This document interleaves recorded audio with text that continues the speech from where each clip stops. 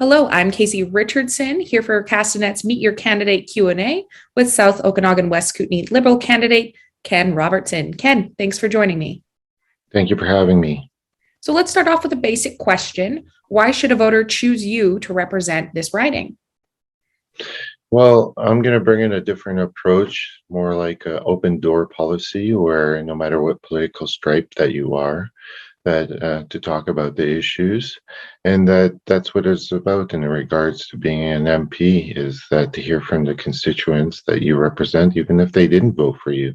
And what's the biggest issue locally that has not been correctly addressed by the federal government? Well, I don't see it as correcting. I mean, it's always room for improvement, and that's what I would bring in regards to being a member of parliament as part of government. And the overall things that I'm hearing, three themes, is that affordable housing. I'm hearing about child daycare that we've actually made agreements on, not just a wish list, for instance, but more importantly, healthcare. A two-tier system won't work here. No matter how much, $60 billion, for instance, you invest, that people are going to still be on twice as much wait list like Saskatchewan, for instance. And we can't have that here in Canada. And as the COVID-19 pandemic continues, what, in your opinion, needs to happen in order to get it under control? And do you support vaccine passports? Well, as you may know, our government pledged $1 billion to help fund provinces in regards to a passport system, because we want to not just limit the spread, but we have to stop the spread, first of all, and we have to all do our part in that regards, from every province to every territory, and that people should obviously prove that they are vaccinated, but also that we have to do rapid testing. We still have to make sure we do social distancing in that regards, just because masking is part of the things that are the elements that we all have to do our part. And so basically, you do support measures that are currently going on and vaccine passport implementation. Is there anything else you'd like to see to help or continue to fight against it? Well, obviously, it's going to take a lot of research and development for those under 12, for instance. I mean, we do want to protect our children too. But at the same time, we have to do our part with regard to get more of a herd immunity, but also as a member of parliament, we have to support provinces and territories. As you know, that's their mandate in healthcare. And this summer, the interior has been gravely impacted by wildfires and an unprecedented heat wave. What should be done to better protect the area and its residents? And where does climate change action land on your list of priorities? Well, more so is that obviously it's high on my list because, as you may know, there's a long-term and short-term planning within our platform.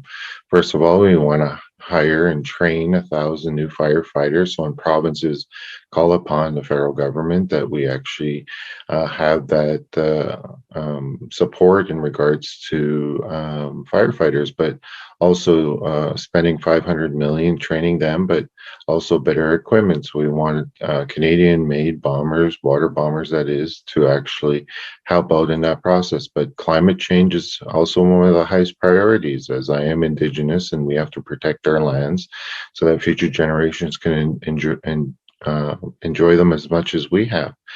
But the long-term outlook is that we, have to do a better job, and our climate change plan is actually the leading way to do that. And we started back in 2015 and 2019 and continue to do so right now. But again, it's people have to compare and contrast, because if you look at the Conservatives platform, their planned targets are back to Harper deal policies under O'Toole and Helena. That's not going to make a difference. We put a price on pollution, first of its kind. That's an escalator as well. But also that BC was leading the way with a climate plan themselves, and we wanted to make sure that we encourage that as well.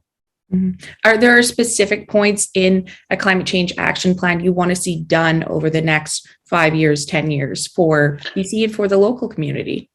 Yeah, so the first one that I would like to do, hopefully in the first 100 days, is put a moratorium on old growth, 250 years or old, because those are our canopies that actually protect us against that, but also cleans the air, obviously, too. So it's a two-pronged approach. But we want to invest $50 million, and I will not only want to see that, but implement it as well, but also expand that funding as well so that we continue to save our rainforest in that regards. Mhm. And housing is a major issue for many people in this riding, like you mentioned. Unaffordability to buy, limited rental stock. What specific plans do you have to help the average person in the South Okanagan West Kootenay achieve housing stability? Well, that's a multilateral approach. So the way that I look at it is we have to work with provinces and as well as municipalities when it comes to this. But more importantly, that we actually have a real plan in regards to a rent-to-own program, which we want to have people for first option. The second option is setting up a savings account for 40 and under, up to $40,000, so that they can make that purchase within regards to it. But more importantly, we need to build 1.4 million homes across Canada, just like here in this riding, because as you know, capacity issues, we have to make sure that we make sure that there is a real plan when it comes to building houses. And that's part of that deal. But least of all is the Bill of Rights. People don't talk about this enough, blind bidding, flipping houses, but a more clear, transparent plan is about the Bill of Rights for those more important, the biggest purchase of are in your life, especially. As we know, you are an Indigenous candidate yourself. How do you plan to work with Indigenous communities in the area and address their needs and concerns? Well, this is why I am running actually as an Indigenous candidate, because when I did look at the platforms across all spectrums of party, is that they continued with in regards to Indigenous issues with obviously housing is one of the biggest thing where we want to make a housing center, but also the TRC and then missing and murdered. We took action on that once it became not just in the majority, but that we need to walk the road of reconciliation together, and it has to be Indigenous led. So even though I would be an Indigenous MP, but I still need those leaders in those communities to talk about dialogue, work across with each other in regards to actually the social economic needs at hand, because we know that there's a difference in regards to Indigenous and non-Indigenous when it becomes those realities that they live day to day. And is there anything else you would like voters to know about you? Well, I am a recipient of the Meritorious Service Medal from the Governor General because of my advocacy work in regards to healthcare impersonations, in regards to autism. I'm a father of 4 children, which 2 are on the spectrum, where I'm getting the third and in the process of a diagnosis, if that's the case. But um, I'm also about healthcare. I mean, we want to hire 7,500 new doctors, nurses, practitioners, as you see currently under the pandemic, that they're fatigued and that we need to support them better.